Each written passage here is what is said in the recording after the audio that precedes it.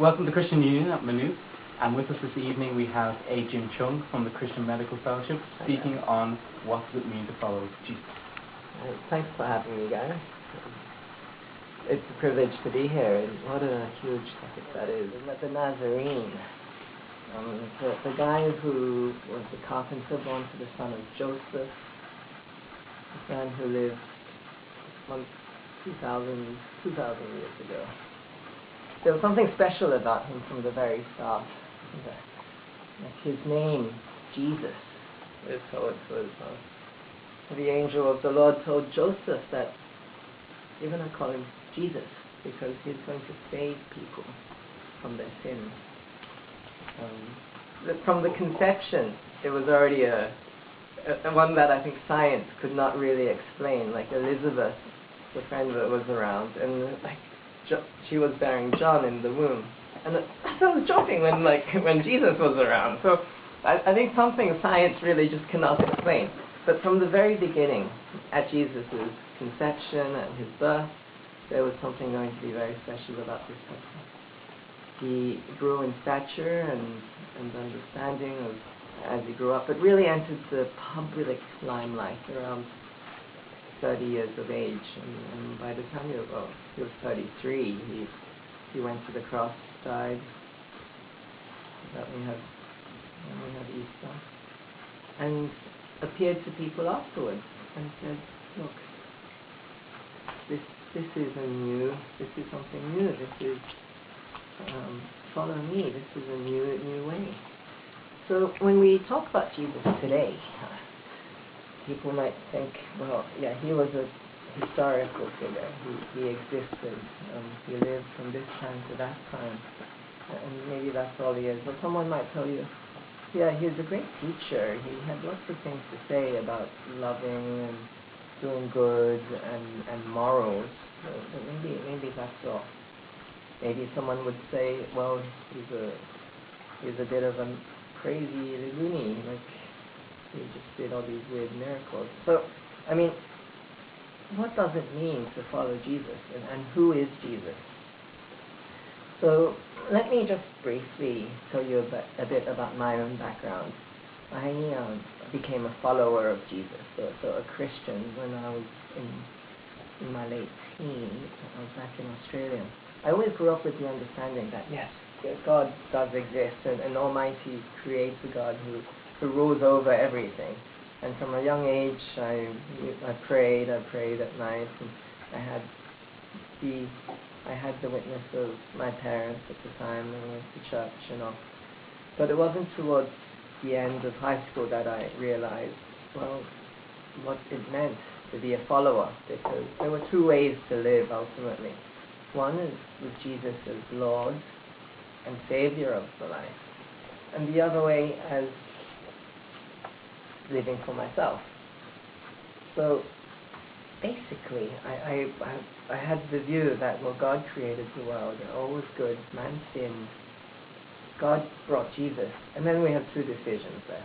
If Jesus says this, or you live your own way. So from that stage, I started becoming a follower of Jesus. One of my favorite verses was Romans 8:32. Some of you guys may be familiar that in all things God works for the good of those who love him, who've been called according to his purpose. And it was just so huge for me that I'm wondering, wow, well, whatever happens, there's a purpose behind it. And Jesus is behind that as well. At university, it's been a further adventure and opportunity to grow in understanding of the faith, in who Jesus is and about God. So that doesn't mean that becoming a Christian life is all rosy and a bed of roses or whatever you say. God does bring trials and tough times as well. And it's how, I think, with a new dimension on where life is headed, that you understand what following Jesus is about.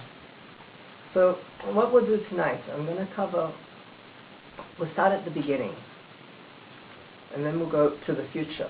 We'll come back to now. A bit of a time ride, and a bit of a whiz through the Bible.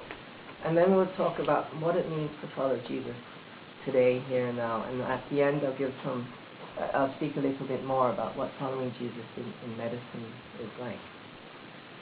So, I mean, you might be familiar that in the beginning, we're in a Christian Union meeting and not a Dawkins society. So, God is a creator God, and when He created the earth, it was good. When He created man, it was all very good. So that's in Genesis 1. The sixth day, God saw that He had made, and it was very good. There was evening, there was morning, the sixth day. Soon after that, we know that the fall happened. Adam and Eve disobey God, and they get cast out from God's presence because God says, look, this is the way things are done, and they wanted to live their own way or rule themselves. From that, in the early start, in the beginning, we see all sorts of problems happen. We see into Noah, we see the flood, we see the Tower of Babel, we see Cain and Abel. Families, people, and then a society just trying to rule themselves. However, there is hope for people. There is hope for creation at the time. Abraham comes onto the scene, and what God says to him is He has a great promise.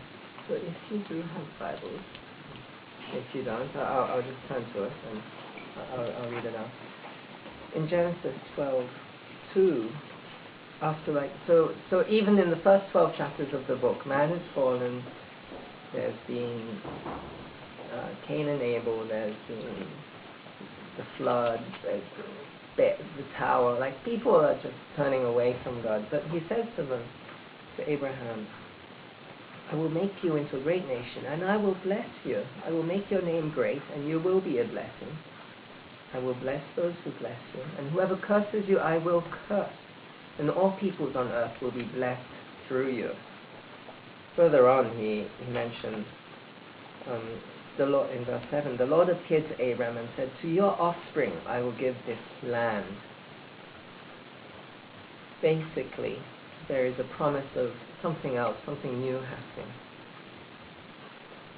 Further in Genesis, he mentions that after Abraham was tested with Isaac,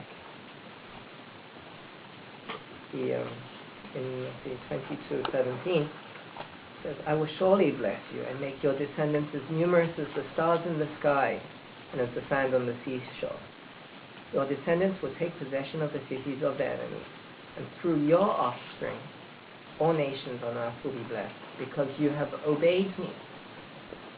So this fresh obedience from Abraham has reignited God's new promise that, similar to the garden, that there will be blessing again, and there's going to be something new happening. So that was from the beginning. This was what was in mind. So man had sinned, man had fallen, but there is hope. Something else which is quite interesting from the beginning, we have the account in John. From the very beginning in John 1, we know in the framework. Sorry, I mentioned there'd be a bit of whiz Bible turning around. But in the beginning was the Word, and the Word was with God, and the Word was God. He was with God in the beginning. So that's just from the very beginning. From the beginning of time, there was the Word. And what was the Word? We read later in that passage, in verse 14, the Word became flesh and made His dwelling amongst us. We have seen His glory, the glory of the one and only, who came from the Father, full of grace and truth. So as we look at this side of the picture, this Word that became flesh was Jesus. And Jesus was there from the very beginning.